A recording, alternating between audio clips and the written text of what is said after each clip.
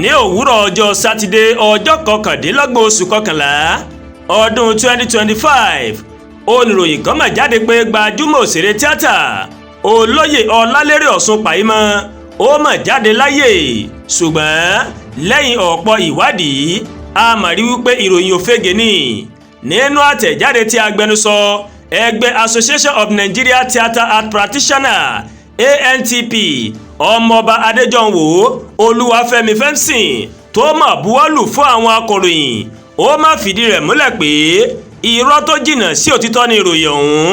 Fẹ́msìn ó ló mà ṣe ni láàánú pé àwọn èèyàn kan máa ń gbé irúfẹ́ ìròyìn òfegè báyìí síta tó sì fìdí rẹ̀ múlẹ̀ pé òun ti bá mọ̀lẹ́bí olóyè náà sọ̀rọ̀ àti bá ìyàwó bàbá ẹ̀dá onílé ọlá sọ̀rọ̀ ó sì jẹ́ kó di mímọ̀ pé àlàáfíà ni bàbá wà nínú ìlera tó péye.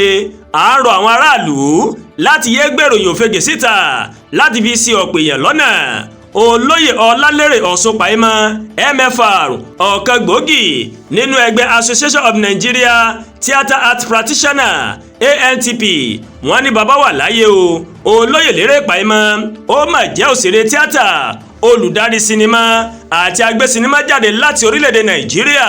Wọ́n bí bàbá ní ọjọ́ kọkàndínlógún oṣù kọkànlá ọdún 1939 nílùú Ìkòyí Ọ̀dàn Òṣùpá nílùú Ògbómọ̀ṣọ́ ní ìpínlẹ̀ Ọ̀yọ́.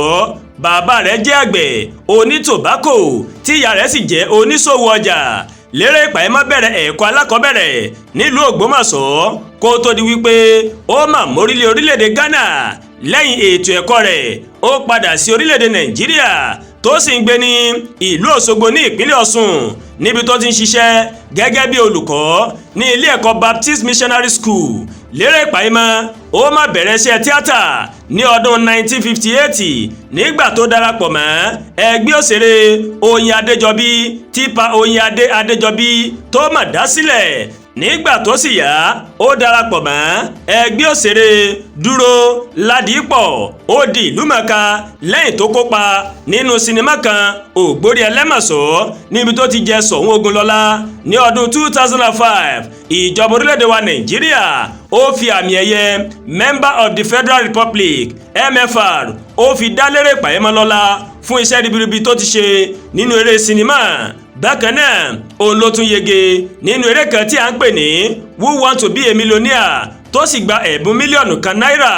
Bàbá kí àlàáfíà yín kó má di fíafíà o, kẹ́pẹ́ láyé kẹ́dàgbà kẹ́dògbó kẹ́tù fi ewu parí bẹ́ẹ̀ ni kẹ́ fi èrìgì jóbi. Àdúrà Àgbà Olúwatóyìn ló ń kàròyìn sí létí o láti kàn ní eyayorubaworldtv. Bẹ́ẹ̀ ṣe ń wò wá ẹ máa bá wa like ẹ máa share ẹ máa bá wa comment ẹ má tún gbàgbé láti bá wa subscribe sórí YouTube channel wa kẹ́ wá bá tẹ notification bell láti lè máa wo ètò wa lákòjọ̀kan tó bá ti gorí ìkànnì yìí. A kú ìsinmi òpin ọ̀sẹ̀ àánú Ọlọ́ọ̀bá rèé yóò wá èmi àti yín rí o.